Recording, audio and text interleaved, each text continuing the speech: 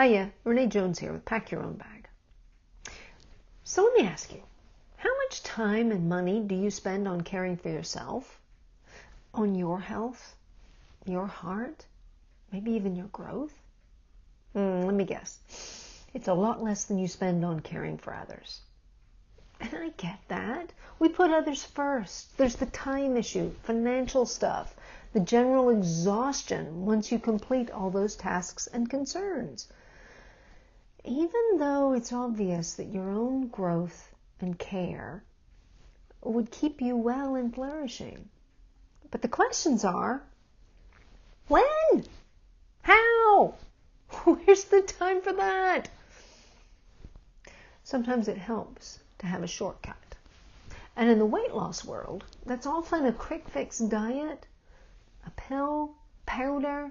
Perhaps the weight does come off, but soon after it returns, and perhaps just as quickly.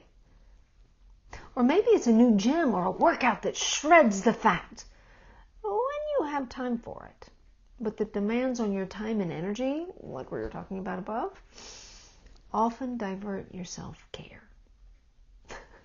I don't even want to think about how much time and money I invested in trying to lose my weight over that 40-year diet yo-yo. The books, the programs, the powders, the occasional desperate purchase of some proprietary formula that was supposed to make it easy, but didn't. The best shortcut for me was investing in help to overcome emotional eating. And that was quite effective.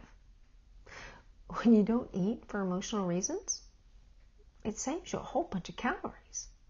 And 8 years later, I'm still at my goal weight, which is great, but even more valuable was the effect it had on my heart and helping me get unstuck in a lot of ways. You see, it's just not the diet or workout that creates the change. It's the thousands of little choices we make throughout the day.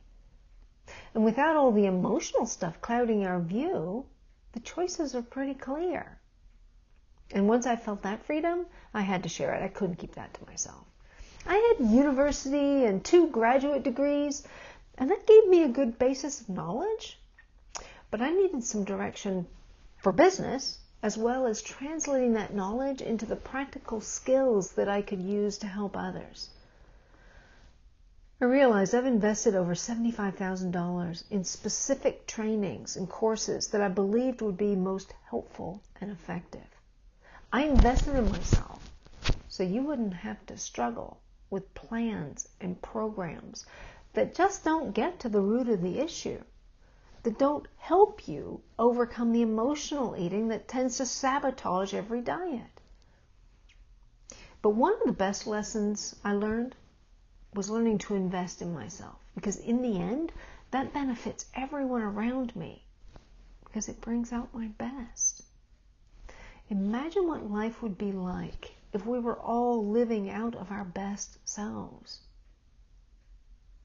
So, how can you invest in yourself so you can share with the world your best?